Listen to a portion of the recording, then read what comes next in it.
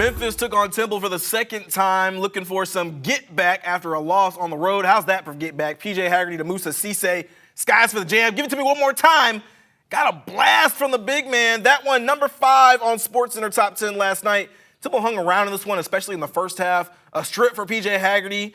Gonna find Nick Jourdain on the break. We go into halftime tied at 35 apiece. No Tyrese Hunter in this game. So who steps into the starting role? Dante Harris. Watch him get to the rack. I like it. Picasso, 14 points in his first start. And how about the defense? The next possession tips the ball to Dane Danger. And Danger showing all the grace and agility of a ballerina, the dancing bear. He had 18 points. PJ Haggerty keeps up his usual routine. 3 years later. Memphis gets up by as many as 15. They would win it 90-82 for their 7th in a row. Here's Penny Hardaway. No, it didn't take a lot of conversation because they did a great job of out scrapping us and out hustling us at Temple, and we just couldn't allow it today. It's a new day and time. You know, back when we played, if the team beat us early, we came out with all kind of energy. We're just kind of this, we'll figure it out, get the tempo that we need, and then make plays, and that's how we win games, and I'm okay with that as well. But the guys were definitely aware of that this was a revenge game and that we needed to, bounce back. Gabe, when we talked to the Memphis Tigers after their last win and they knew that Temple was coming up, they asked them, hey, like, is this a revenge game for you guys? And PJ Haggerty and Dane Danger were the actually ones on the podium, and they didn't say too much. They said, we just got to get some get back, right? And that's exactly what this game kind of felt like for the Memphis Tigers. I love their defense in this one. They forced 16 turnovers, 10 steals, 5 blocks, and they have 18 points off of those turnovers. I feel like they really rationed it up there in the second half. I love what Dante Harris was able to do in this one. Tyrese Hunter, right. They said they didn't know that Tyrese wasn't going to play until about 20 minutes before the game. Dante Harris was a midseason addition to this team. He comes in, he puts up 14 points. I just got to say, I was really impressed by what the Tigers were able to do in this one. And for the first time in a while, they got up on a team, and it didn't feel like they let the team get back into the game. And I think that was really the biggest thing for me. Like, they got up by 15. The lead got down to about, I think it was maybe 6 or 8. But even then, it didn't feel like the Tigers had really let Temple back in it because they put it back up to 12 real quick. And it felt like the book was closed, and they never really let the Owls get some life in this one. What do you think? Yeah, I thought it was a clean game for the most part. I think there's still things they need to clean up. I don't like 12 turnovers to only 16 assists. If you're gonna have 12 turnovers, let's really share the ball when we get the opportunity. So there's that. I do love the fact that what has happened since Penny Hardaway has inserted Dane Danger into the starting lineup, you have a 1 and a 2. You have your very understood 1-2 punch in PJ Haggerty and Dane Danger.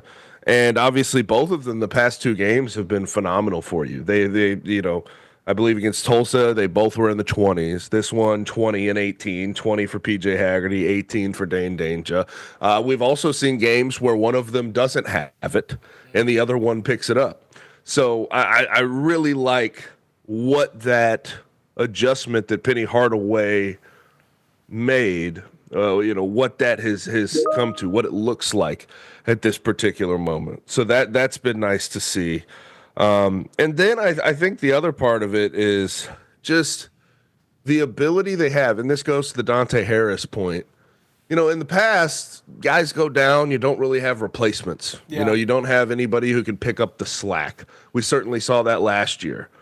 Right, like that was Caleb Mills goes down. You don't have a defensive connector and a leader anymore. Hell, if David Jones was out, you don't have a scorer. Who else is going to pick up that slack? Like, to see what this team is able to do, to find other guys that can help facilitate winning basketball, it's very nice. Like, PJ Carter has really stepped into a role that he understands, knocking down threes. I think he's been knocking down threes for the last 5 games at about a 50% clip. Yeah. That's phenomenal.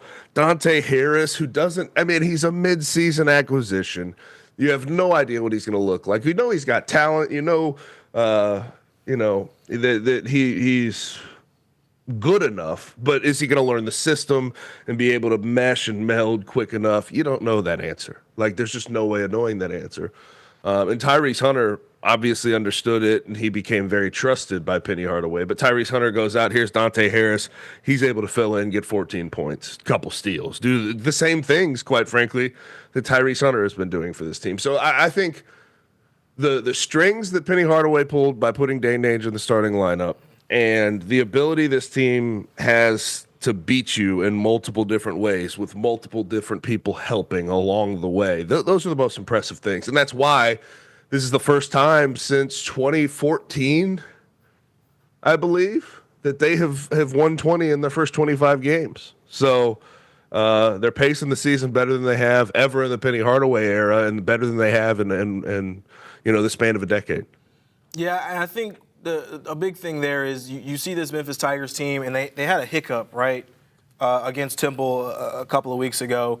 And I think when we saw them have hiccups last season, even the season before that, there was potential, and last season in particular it did happen, but there was potential for disaster and for the train to kind of get off the tracks, right? And what I've kind of noticed with this team is that there is no impending doom. It doesn't feel like there's any impending doom with this team. I know a lot of Tiger fans might be feeling like the shoe's going to drop here sooner or later, but I think what Penny Hardaway has with this group is just a very mature team. To your point about the Dane Danger, PJ Haggerty 1-2 punch, really probably Haggerty Danger is the 1-2 there. I think has really been a revelation because for the longest time they were trying to force I wouldn't say force. They were trying to go with the PJ Haggerty, Tyrese Hunter 1-2, and it kind of had to be that way because they really didn't have any inside scoring. It just took Danger a while to come along, and I think that's what happens with some teams when all these guys are new. You know, talking about 9 transfers into the program, they're trying to figure each other out. And here in the second half of the season, here in the second half of, I guess, going into the second half of AAC play, it seems like they have really figured each other out in terms of, okay, you can get yours, bet. I'm going to get mine here, right here. You'll give it to me on the block. I don't like this. I'm going to dish it back out. There's Colby Rogers for 3. There's PJ Carter for 3. Right. I love how the role players have really accepted their roles. And I think for other teams, especially when you're having so many guys having to transfer in, you kind of have to appease or feel everybody out. Everybody's got to get theirs and this, that, and the third until eventually an alpha shows up and maybe everybody doesn't like who the alpha is. And that's not the case with this team really at all. Yeah, what has become frustrating though, and obviously some people can be turned away by this at this point, just because it's a not so fun part of college basketball. But looking at metrics and stuff, I mean that's what I've gotten caught into with this Memphis Tigers team, isn't it? A little bit. Yeah, you look at their resume, and I don't think there's any way to paint it as anything other than a top 15 resume in college basketball. And I think the AP poll is going to show that, and I think all the polling will show that. But like when you just look at their predictive metrics, which those can get a little nerdy, and for some people they don't really check that stuff. But it's Bart Torvik and Ken Palm and BPI, all these different things. It's part of the world They're sitting somewhere in the. They're sitting somewhere in the 40s. And then you look at the net ranking, which is done by the NCAA, and the committee takes that very serious. They're still sitting there in the 40s. They drop when they play games like this and win by 7 or 8 and don't cover a spread. It's just that what is frustrating is they have to operate with a different set of rules than anybody else that's sort of in a big conference in the top 25. They can't just worry about, am I winning? Like, honestly, I think things will take care of themselves if they just keep winning, whether it's by 1 or by 50, But it feels like, based on what I've seen with these metrics, that they have to worry about how they're winning, how much they're winning by, where they're winning, how many turnovers they're committing. Are they affecting their offensive or defensive efficiency numbers? Like, it's so much, and it feels like it could bog you down at times. Like the fact that they beat Tulsa by 12 and Temple by 8, yet they fall down in those metrics because they're not winning by 20. You can't win every game by 20. It just feels like they're in this very bizarre spot in the grand scheme of things. But they're doing well. They're doing very well. Yeah, Penny Hardaway's definitely talked about that. I don't know if he talked about it in this last game, but definitely in the game before, he does mention, when we're up 12 points, 13 points on some of these teams, we got to learn how to stretch that to 20 because to your exact point, they are under such a microscope because they're in such a poor conference that when you are only winning a game against a Temple by 8 points, and don't get me wrong, Temple's a decent team. They're not, I don't think they're going to be NCAA tournament bound, but they're not a bad team. But it just feels like Memphis needs every added advantage that they can have when it comes to these computer metrics. And when they don't have that, you're worried about them. Every time they win, it just seems like they slip a little bit more. And, you know, they're sitting in the mid-40s right now. But before we get to the end of conference play, I mean, are we touching 48, 49, 50? And you hope that's not the case because, especially if they continue to win, it'll just kind of have to be a wait and see. And all Penny Hardaway can do, and then he's talked about this too, is he's like, all we can do is just win. And we try to win by as much as we can. By the end of the day, as long as we're winning, you know, they should, and the non-conference schedule that they gave themselves and the way that they took care of business then, they should be hovering around a 4 or 5 seed here going into the NCAA tournament.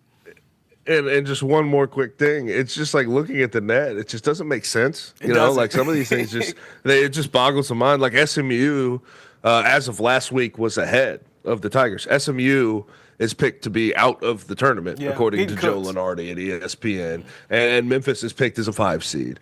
And then you have, you know, these other teams that are picked to be 8 or 9 seeds that are well within the top 30 range in the net. But they're 8 or 9 seeds. Memphis is picked to be a 5. So it's just like there's inconsistencies all over the place that I will never understand. And honestly, I don't want to understand. Yeah, I don't need to know. I know wins. I know losses. Right. And I know who you know which wins and losses matter. That to me that's all that should matter in the grand scheme of things.